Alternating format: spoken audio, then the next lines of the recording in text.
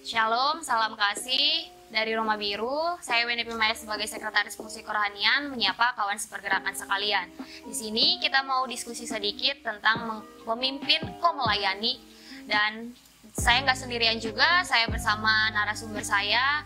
Ada Kak Dewi sebagai Sekretaris Cabang, ada Mika Selina Putri juga. Jadi kita mau bincang-bincang sedikit nih tentang tema kita nih, mengenai pemimpin kok melayani ya gitu. Jadi masuk aja nih langsung ke pertanyaan pertama nih supaya kita nggak panjang lebar.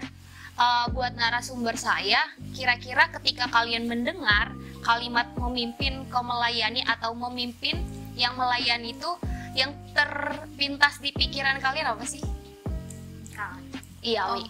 Gak apa-apa, Mika dulu boleh. Baik, pemimpin yang melayani yang terlintas pertama kali apa?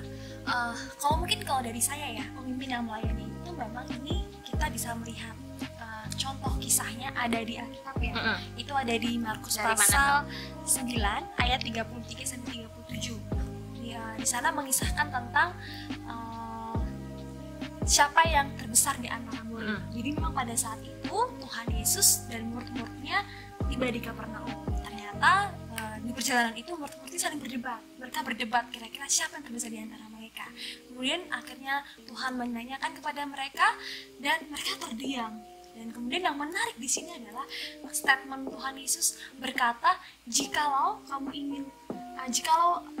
ada yang ingin terbesar di antara kamu, hendaklah ia menjadi yang terakhir di antara semuanya dan pelayan dari semuanya. Ya, ini sangat menarik ya, karena memang statement ini kita juga akan sering terdengarkan, khususnya dilihat dari kaca kepemimpinan dari orang-orang Kristen. Jadi memang orang-orang Kristiani mereka selalu mengatakan bahwa pemimpin itu harus melayani, karena memang kita mengambil teladan dari sang kepala gerakan kita yang selalu melayani. Tapi ternyata memang kita ketahui bahwa memang pengertian kepemimpinan ini berbeda kan ya dengan pengertian kepemimpinan dari orang-orang dunia. Di mana orang-orang dunia biasanya kepemimpinan itu dapat dibayar. Ada juga yang itu untuk menyampaikan atau demi memperjuangkan keinginan pribadinya, demi memperjuangkan hak pribadinya, tapi tanpa mempertimbangkan lingkungannya dan orang lain. Bahkan lebih ke sisi egoismenya ya, menguntungkan diri sendirinya. Mereka lebih banyak ke aku selfish. Memang walaupun tidak semua orang-orang yang belum tahu tentang teologi ini mereka melakukan itu ya, tidak semua, tapi memang rata-rata orang-orang dunia itu mereka menempatkan dirinya, saya bos ya, pemimpin, berarti saya bos, berarti saya punya hak dong A, B, C, D, bukan konsepnya melayani. Dan memang hal yang menarik juga memang kalau berbicara tentang pemimpin yang melayani ini ternyata memang ada beberapa orang-orang penggiat di bidang kepemimpinan dunia ya, itu juga sepakat bahwa tujuan untuk memimpin itu bukan untuk dihormati, tapi adalah untuk berbuat lebih banyak bagi kepentingan orang lain. Itu dikatakan oleh Harif Subagja. Nah, jadi kalau menurut saya seperti itu. Kalau dari sekretaris cabang kita sendiri, kira-kira apa nih yang terlintas di pikirannya? Sudah cukup banyak sebenarnya yang disampaikan oleh saudara Mika ya. Cuman kalau kita kembali lagi ke pertanyaannya, pemimpin kok melayani gitu. Kalau aku mendengar, mungkin kalau manusia biasa mendengar hal itu, pemimpin kok melayani. Loh, kan gue pemimpin. Masa harusnya gue yang melayani? Ini justru malah gue yang melayani gitu. Itu secara konsep duniawi jika manusia berpikir seperti itu gitu.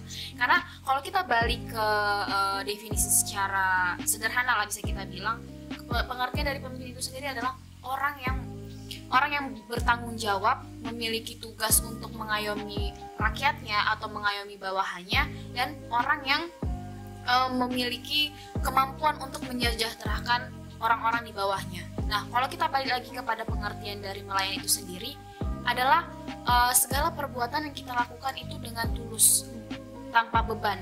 Itu ikhlas kita lakukan. Jadi sudah sangat jelas di sini bahwa pemimpin yang melayani adalah memang seorang pemimpin teladan dari Tuhan. Kita bisa lihat tadi mungkin sudah disebutkan oleh Mika, cuman ayatnya tadi nggak disebutin, mungkin Mikanya lupa. Itu ada di ayat Alkitab Markus 9 ayat 35. Aku bacakan sekali lagi isinya ya. Yaitu, lalu Yesus duduk dan memanggil ke-12 murid itu, katanya kepada mereka, jika seseorang ingin menjadi yang terdahulu, hendaklah ia yang menjadi terakhir dari semuanya dan pelayan dari semuanya. Nah, dari sini juga kita bisa jelas gitu bahwa Alkitab sendiri sudah mengajarkan kita bahwa untuk menjadi pemimpin kita harus menjadi pelayan. Menjadi pelayan seperti itu. Nah, jadi tapi kalau kita melihat sekarang ini benar seperti yang disebutkan oleh saudara Mika tadi, bahwa pemimpin yang ada sekarang itu lebih kepada konsep pemimpin yang duniawi. Kalau kita sering baca berita atau melihat di media sosial manapun, banyak pemberitaan pemimpin yang sudah menyeleweng gitu loh. Karena yang fokus mereka bukan lagi untuk melayani, tapi untuk mengejar tahta, mengejar harta duniawi seperti itu. Eksistensi yang mereka cari. Terus ada gini nih, kalau saya sendiri nih sering banget tuh dengar statement pemimpin tertinggi ialah pelayan terendah gitu. Terus padahal terlebih kan dalam dunia digital yang sekarang ini kita tahu gitu sudah banyak pembahasan dan teori tentang kepemimpinan. Jadi yang pada prinsipnya itu sebenarnya satu gitu, artinya membantu, menolong, memperlancar segala sesuatunya menjadi lebih maksimal. Walaupun kalau yang dibilang namanya kesulitan dan tantangan itu selalu ada ya. Jadi kalau kita melihat ke situasi sekarang, kira-kira apa sih sebenarnya budaya gitu, budaya apa yang harus kita lakukan atau kita tingkatkan, terlebih sebenarnya kita khususnya kepada kader GMKI gitu. Apa yang boleh harus kita lakukan, sesuatu apa yang boleh harus kita rubah gitu untuk menuju pemimpin yang melayani tadi. Siapa nih dulu nih dari aku? Ya. Sebenarnya kalau bicara masalah pemimpin yang melayani itu kan bukan sembarang orang kita bisa menemukan orang yang benar-benar dia memimpin tapi hati jiwanya untuk melayani. Semua orang mungkin memiliki kesempatan untuk menjadi pemimpin, tapi tidak banyak juga orang yang benar-benar ingin menjadi pemimpin tapi itu fokusnya adalah untuk melayani. Sebenarnya kita kalau kita balik lagi riwayat ke belakang, banyak pemimpin yang hanya untuk mengejar tahta, mengejar eksistensi dan segala macam gitu. Nah, bagaimana sih sebenarnya untuk yang namanya kita menciptakan atau membentuk pemimpin yang dengan melayani seperti itu. Sebenarnya yang paling penting untuk menciptakan seorang pemimpin yang melayani itu adalah dari dalam diri dia sendiri. Nah, apa sih dari dalam dia sendiri ini? Apa yang bisa kita lihat? Yaitu rasa responsibility, yaitu rasa tanggung jawab. Ketika seorang pemimpin memiliki rasa tanggung jawab, itu sudah sangat jelas. Segala sesuatu apapun itu akan bisa dia lakukan untuk mengayomi, untuk meningkatkan kesejahteraan, atau bahkan untuk melayani orang-orang di bawahnya. Tidak lagi dia berpikir bahwa aku adalah seorang pemimpin dan mereka yang harus melayani aku. Justru ketika dia memiliki rasa bertanggung jawab dan rasa melayani itu tadi, justru dia yang akan semakin lebih giat gitu. Lebih giat lagi untuk melayani itu tadi. Nah, karena memang menciptakan seorang pemimpin yang melayani ini bukan suatu hal yang gampang gitu. Perlu banyak proses di dalamnya gitu. Terlebih lagi memang kita harus belajar dari tokoh-tokoh Alkitab, misalkan seperti Nabi Nuh. Nabi Nuh itu kan kalau bisa kita lihat dia adalah seorang pemimpin, tapi dia selalu mengikuti apa yang dikatakan oleh Tuhan. Tuhan menyuruh membangun bahtera, Nabi Nuh membangun bahtera. Walaupun dia dianggap aneh gitu ya. Aneh gitu. Semua orang-orang menganggap dia aneh, tapi pada nyatanya kan apa yang diperintahkan oleh Tuhan itulah itulah sebenarnya penolong untuk kepentingan, banyak orang, walaupun yang diselamat hanya berapa? 8 orang ya. 8 orang. Kemudian bisa kita lihat Abraham juga seorang pemimpin, tapi dia rela disuruh Tuhan untuk pindah ke tanah Kanaan dari tempat kelahirannya ya, karena dia ingin mengikuti perintah Tuhan, apapun dia lakukan gitu. Dan banyak lagi tokoh-tokoh Alkitab yang memang mengikuti pemimpin yang teladan dengan Tuhan seperti itu. Mungkin bisa dilanjut oleh saudara Mika, dilihat dari sisi Alkitabiatas spiritualitasnya mungkin. Ya, kalau dari saudara Mika sendiri bagaimana? Baik, kalau Mika akan kembali lagi tadi ke nats yang kita udah bahas di awal tadi di Markus 9 ayat 37 tentang siapa yang bisa di antara murid. Tadi kan juga dikatakan ya, tertulis juga bahwa murid itu saling berdebat. Siapa ya di antara kita yang terbesar? Siapa di antara kita yang terbesar?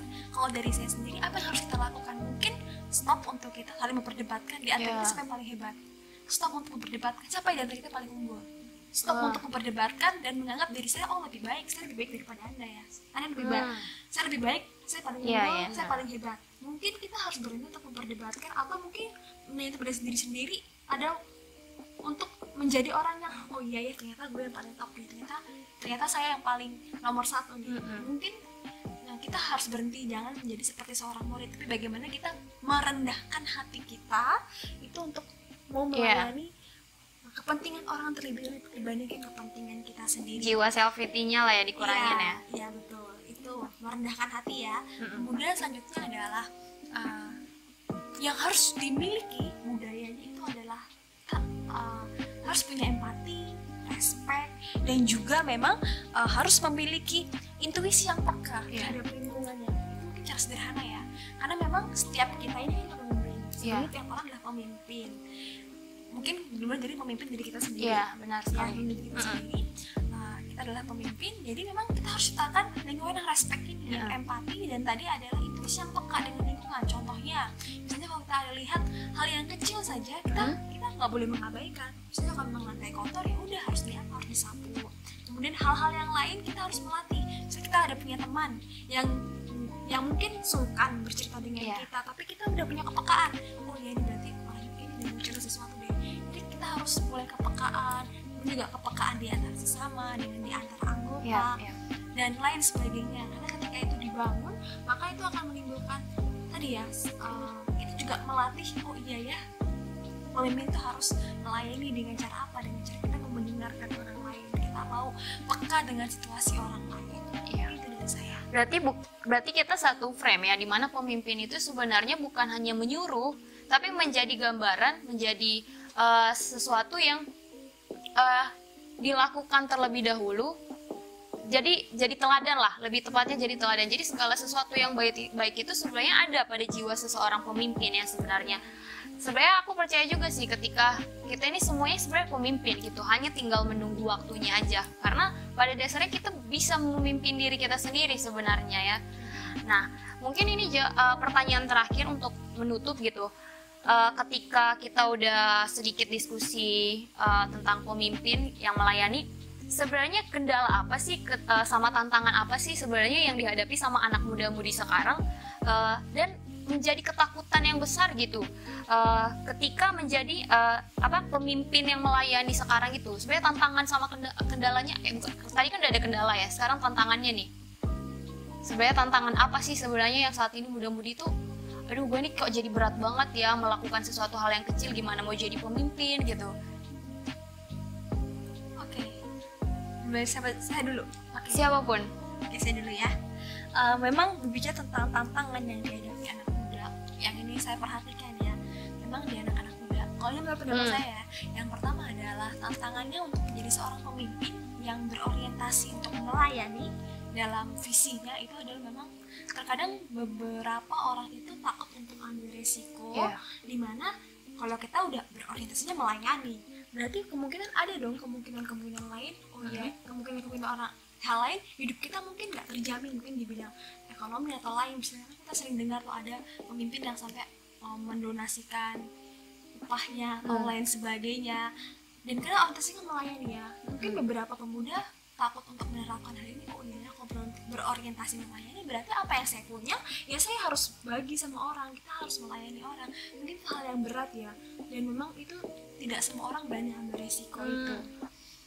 Kemudian selanjutnya adalah memang menjadi seorang pemimpin yang berorientasi melayani itu pasti mereka akan mengutamakan ya kepentingan orang lain orang dulu dan dibandingkan kepentingan dirinya sendiri, sehingga ini pasti akan menimbulkan, mungkin kalau saya katakan repot ya, urusan diri saya sendiri belum selesai, keluarga saya sendiri belum selesai, masa saya mau berorientasi melayani kepentingan orang lain yang lebih dahulu, yang lebih banyak dahulu, pasti itu akan repot. Sehingga para pemuda mungkin lebih baik jangan menggunakan kepemimpinan yang melayani seperti itu. Dan yang ketiga adalah karena kan tadi kan orientasinya melayani, pasti ya kepentingan orang lain sering diurusin, kemudian ada banyak hal kan, dan pasti mungkin juga bisa lelah secara fisik, karena kan ada banyak orang yang kompleks permasalahannya itu, ada banyak orang yang perlu didengar, ada banyak orang yang punya banyak permasalahan yang mungkin itu butuh solusi untuk menjadi seorang pemimpin itu kan. Mungkin kita akan merasa lelah, dan itu pasti lelah salah, tapi memang bukan mengajarkan kita bahwa kita jangan berpikir apa yang ada di dunia, jangan berpikir di dunia, karena mungkin orientasi kita yang melayani orang lain itu merupakan sebuah investasi kita untuk di surga seperti itu. Itu dari saya cukup. Kalau dari sekretaris cabang kita? Oke. Ini bicara masalah tantangan. Iya, tantangan anak muda-mudi sekarang nih. Sekarang kalau dari aku sih mungkin memang kendala yang muncul itu adalah kendala yang manusia itu cenderung memiliki sifat yang selfie atau selfie gitu, egois gitu. Iya. Jadi untuk berpikir pemimpin yang melayani aja itu udah kayak yang berat banget gitu. Gila, gue menjadi bodo seorang amat lah sama orang lain gitu. Tapi gue yang melayani mereka gitu.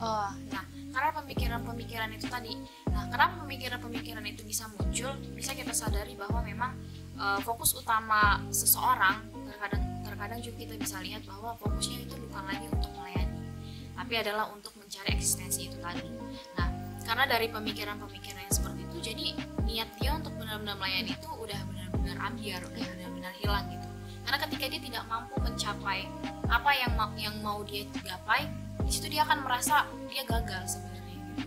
Nah, dari situlah akan muncul yang namanya sifat-sifat untuk terlalu acuh ketika dia memang disuruh menjadi seorang pemimpin, tapi rasa self-pity itu ada atau rasa tidak bertanggung jawab itu ada. Di situ kepemimpinan akan menjadi acuh atau bahkan tidak empati atau bahkan tidak memiliki kesadaran dan tidak memiliki